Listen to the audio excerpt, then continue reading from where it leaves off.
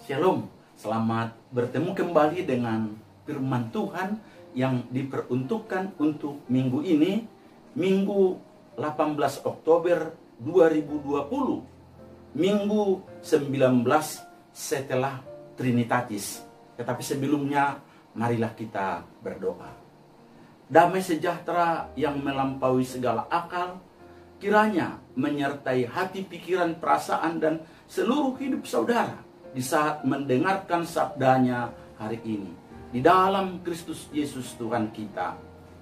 Amin.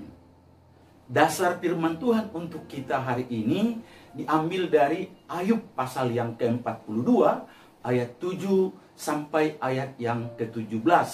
Dan bahan bacaan diambil dari Yohanes 12 ayat 1 sampai ayat yang ke-12. Dengan tema saya buat sendiri, rahasia pemulihan orang benar dari penderitaannya. Sekali lagi, rahasia pemulihan orang benar dari penderitaannya.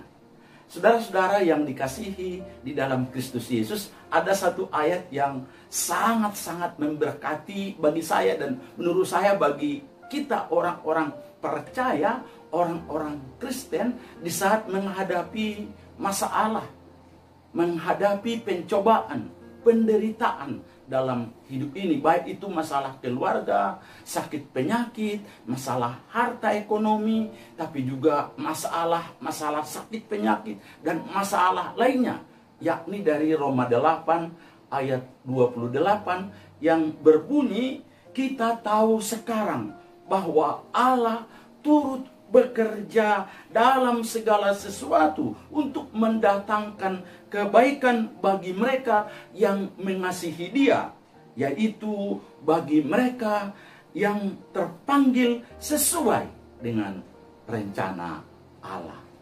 Kenapa ayat ini penting, saudaraku?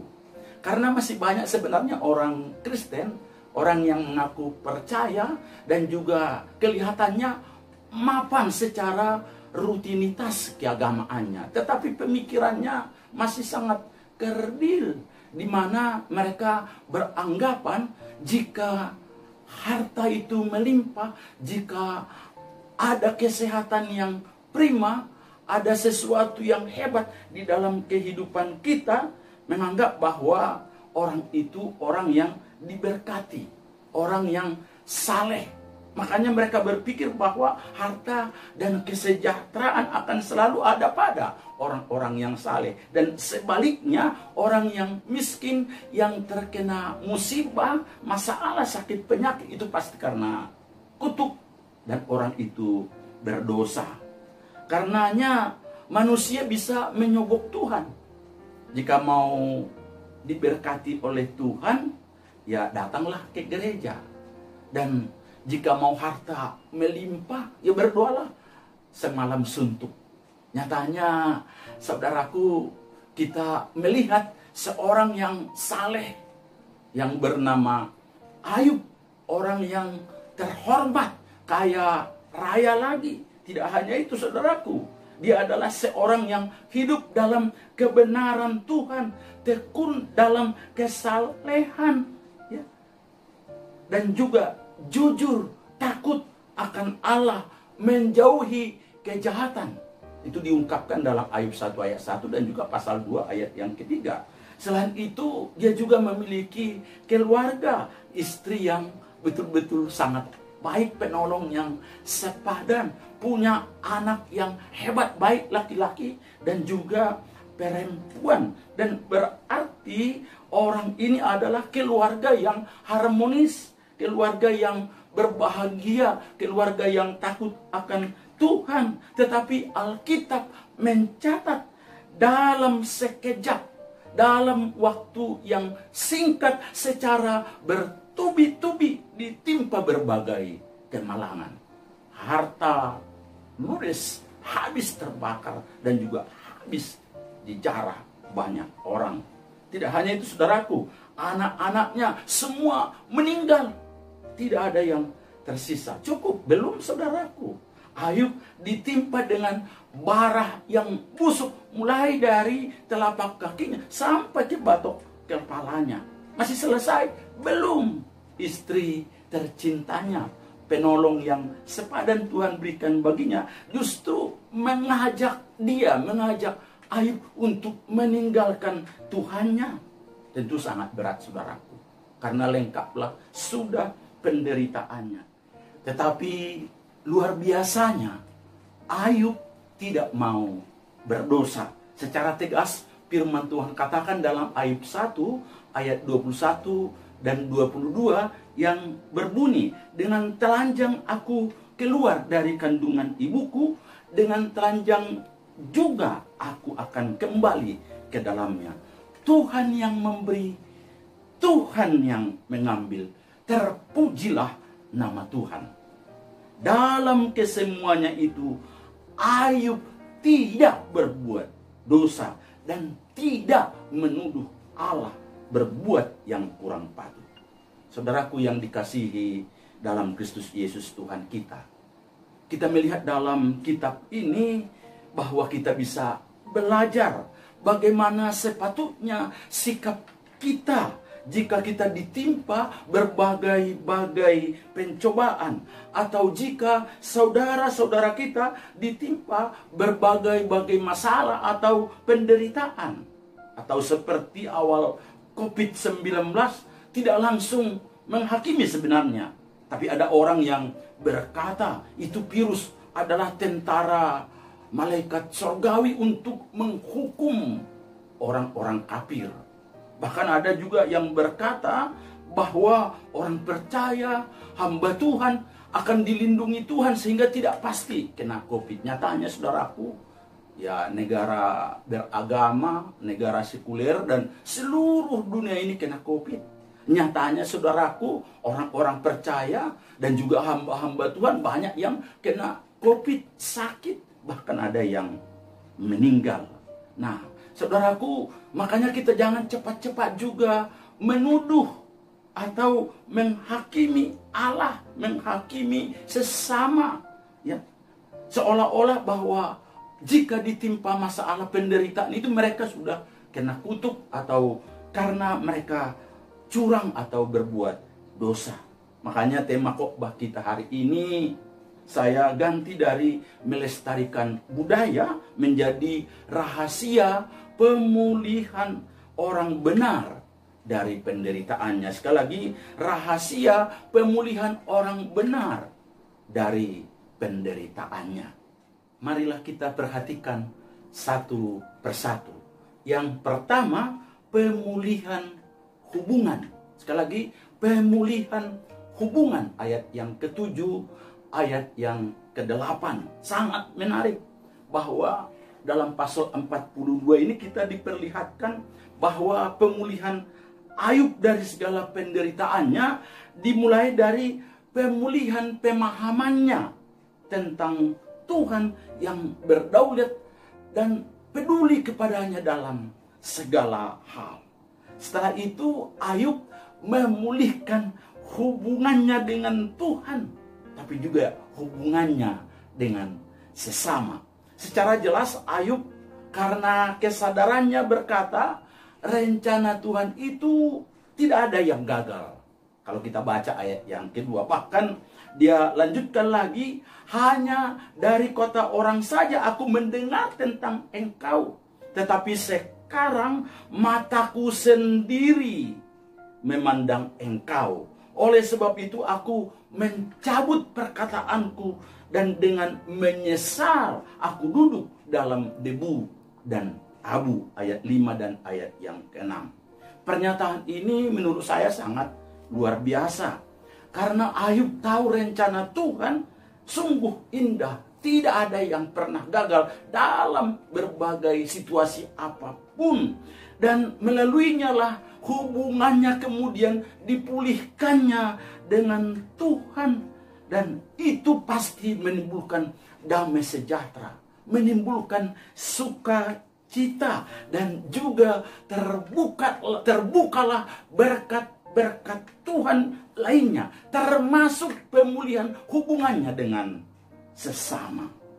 Ayub, saudaraku, perhatikan, dengan gampang bersedia untuk apa? Memaafkan semua orang yang pernah menyakiti hatinya, yang salah paham kepadanya karena penderitaannya itu. Mereka yang menuduhnya bukan karena menyangka bahwa ada sesuatu dalam tanda kutip yang tidak beres. Mereka melihat bahwa ini terjadi karena dosanya yang sudah Ayub lakukan, sehingga Ayub dihukum Tuhan. Padahal secara jelas firman Tuhan dalam ayat yang ke-7 berkata, setelah Tuhan mengucapkan firman itu kepada Ayub, maka firman Tuhan kepada Elifas orang Teman, murkaku menyala terhadap engkau dan juga terhadap kedua saudaramu, karena kamu tidak berkata benar tentang aku seperti hambaku Ayub. Dan puji Tuhan, maka pergilah Elifas orang Teman, Bildad orang Suah, dan Jopar orang Naamah. Lalu mereka melakukan seperti apa yang difirmankan Tuhan kepada mereka, dan Tuhan menerima permintaan Ayub. Ayat 9, dan Tuhan menerima permintaan Ayub. Ini penting, saudaraku, agar kita, setelah kita memiliki pemahaman yang jelas tentang Tuhan yang berdaulat dan peduli kepada kita, mari kita cepat-cepat juga bersedia dan sepatutnya lah berdamai dengan Tuhan melalui penyesalan dosa-dosa kita, dan juga mau mengakui dosa-dosa kita kepada Tuhan, karena kita pasti diampuni oleh Tuhan. Dan selanjutnya dan sepatutnya lah kita harus bersedia memulihkan hubungan kita dengan siapa? Dengan sesama kita, agar segala bentuk akar pahit, luka batin, dendam terhadap seseorang yang sangat menyakiti dan melukai hati kita dibereskan. Lepaskan secepatnya pengampunan terhadap orang lain. Terus terang, Tuhan rindu, saudaraku, agar kita benar-benar memaafkan, mengampuni semua orang yang bersalah kepada kita. Dan percayalah, pemulihan hubungan kita dengan Tuhan yang begitu hebat lewat kasih karunia-Nya dan anugerah-Nya pasti berdampak positif terhadap hubungan kita kepada sesama dan juga kepada diri kita. Jangan lagi ada dendam, akar pahit. Itu pasti mempengaruhi, memberikan dampak yang negatif dalam hati, pikiran, perasaan kita dalam segala hal. Juga marilah kita kembangkan pemahaman pemikiran kita, agar tidak berpikir bahwa jika kita atau seseorang ditimpa kemalangan, penderitaan, apalagi itu datangnya bertubi-tubi, itu pasti kutuk Tuhan. Itu karena kita berdosa.